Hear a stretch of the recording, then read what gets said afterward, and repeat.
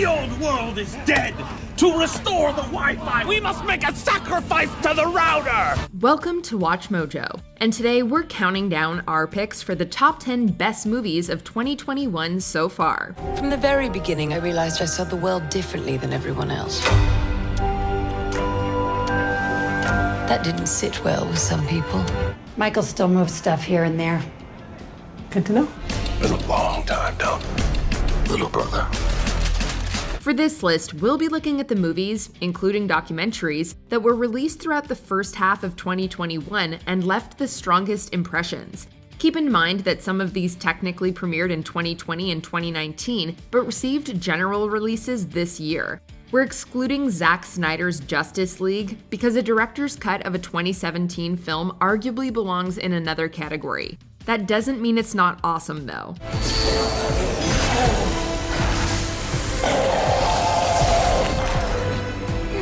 What's your favorite movie of 2021 so far? Let us know in the comments. Number 10, Nobody. You know why I'm here. Because I'm a good man. I'm a family man. Most of all, I'm a man who did not deserve your gun. Bob Odenkirk has had a fascinating career trajectory.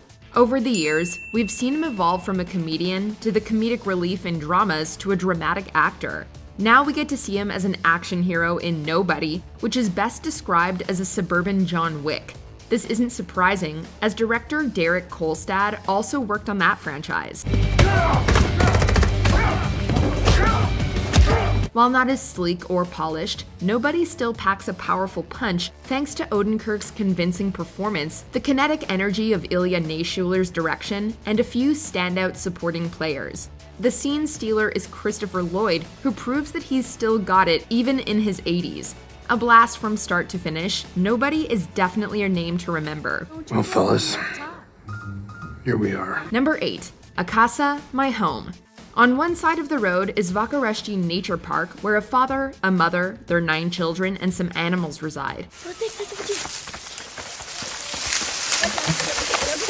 On the other side is the big city, which has a significantly larger population.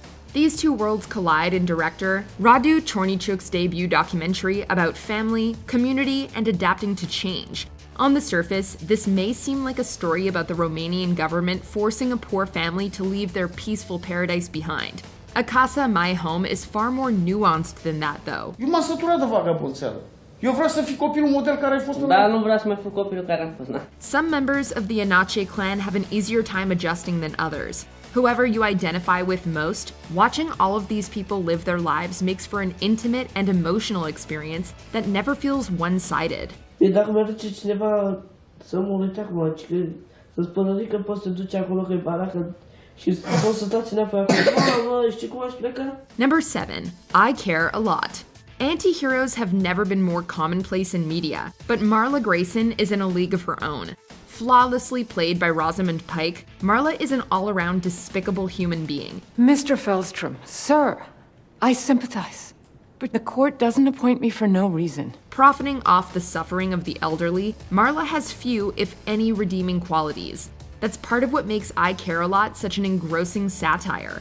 Watching this black comedy, it's hard to tell if the filmmakers want us to loathe or root for Martha. Who do you work for? Jennifer Peters. Liar. It isn't until the final scene that the film takes a stance. We won't spoil what happens, but the journey is sometimes thrilling, sometimes infuriating, and always fascinating.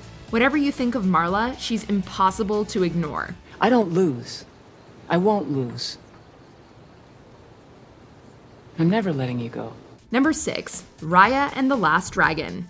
Many animated Disney films have inspired sequels and TV shows. We can only hope that Raya and the Last Dragon will be one of them. Kumandra is such a vast land with layered characters and rich mythology that we definitely want to explore more. You're getting a little too big for this, bud. Even as a standalone story, Raya is an epic with powerful voice acting, rousing action, and some of the most atmospheric artistry we've ever seen in a Disney picture. The central theme of trust is especially relevant in today's divided world, but Raya doesn't simplify its message. Look around. We're a world of orphans because people couldn't stop fighting over a gem. The film acknowledges that there are times when people need to be cautious and times when they need to open up. At the end of the day, though, there's only one path to unity. I want you to meet my brothers and sisters, the real mighty ones. I miss them. Number 5. Saint Maud. Saint Maud warrants comparisons to classics like The Exorcist and modern masterworks like Hereditary. It's a hair-raising showcase for two rising talents, director Rose Glass, who's crafted a psychological horror film draped in sinister imagery, and leading lady Morvid Clark, who literally lights up the screen as Maud.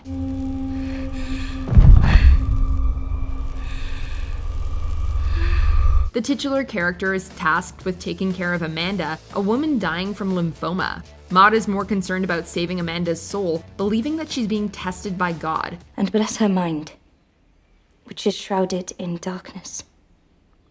And reach out to her like you did to me. The more obsessed Maud becomes, the God she speaks of starts sounding more like the devil. Or is this just another voice in her head? The struggle within Maud is a constant war between reality, delusion, and faith, building to one hell of an ending. You're right, back then I was so lost. But now, I am transformed. Number 4. Quo Vadis Aida. An Oscar nominee for Best International Film, Quo Vadis Aida takes place during the Bosnian War as Srebrenica is attacked. Many thousands of Bosnians seek refuge at a UN camp, but if you're familiar with that terrible time, you know that a tragedy will unfold. We follow a translator named Aida Selmanagic, based loosely on real-life survivor Hasan Nuhanovic. Jasna Juritic's performance as Aida takes us on an emotional roller coaster, calling to mind Meryl Streep in Sophie's Choice or Don Cheadle in Hotel Rwanda.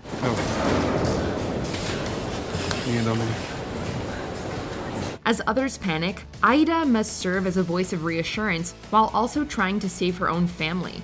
Director Jasmila Zibanic has made an uncompromisingly intense and tragic film that makes us feel every ounce of Aida's desperation.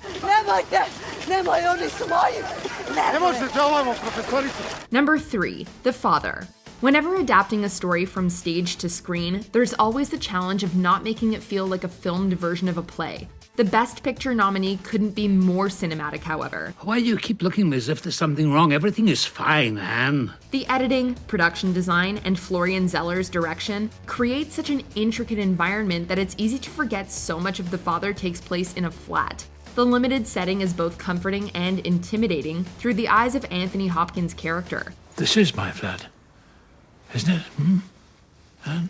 In his second Oscar-winning performance, Hopkins couldn't be more heartbreaking as an aging man losing his memory.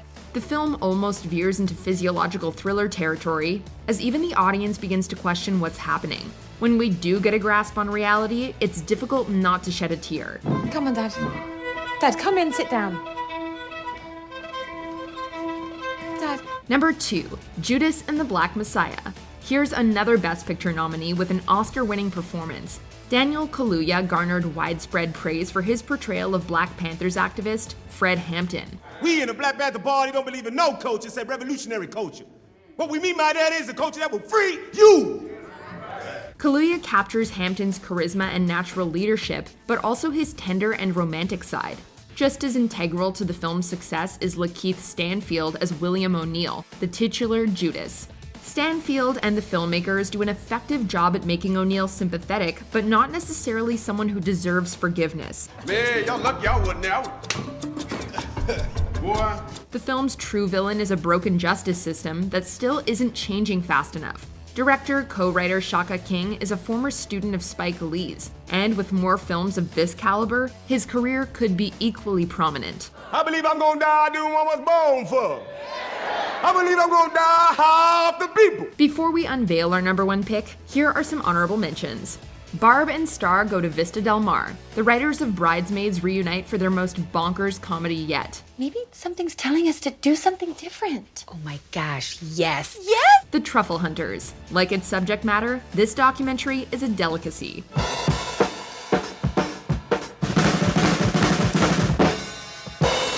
Shiva Baby. Rachel Sennett is a strong contender for this year's breakthrough star. I thought you were a vegetarian. I am. You said that you wanted me to eat. Billie Eilish. The world's a little blurry. Further proof why she's the voice of a generation. And heaven's out of sight.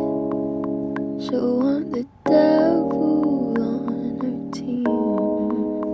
Courier, a true espionage story with surprising friendship at its core. Make sure you wear it while you're in Moscow. What does this do? Shoot poison darts? Before we continue, be sure to subscribe to our channel and ring the bell to get notified about our latest videos. You have the option to be notified for occasional videos or all of them. If you're on your phone, make sure you go into your settings and switch on notifications. Number 1. The Mitchells vs. the Machines.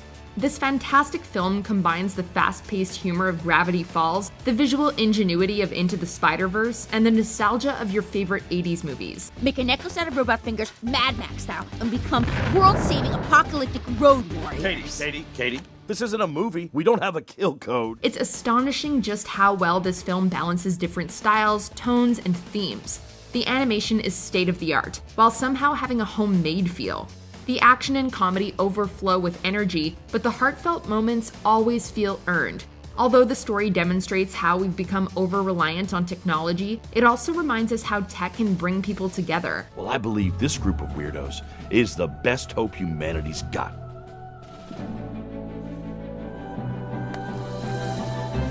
So let's get weird. For many future generations of animators and filmmakers, this movie will likely be part of the reason why they got into the industry. Also, for anyone who thinks Furby ripped off Gremlins, this film ingeniously brings things full circle. Why would someone build that? Do you agree with our picks? Check out this other recent clip from WatchMojo, and be sure to subscribe and ring the bell to be notified about our latest videos.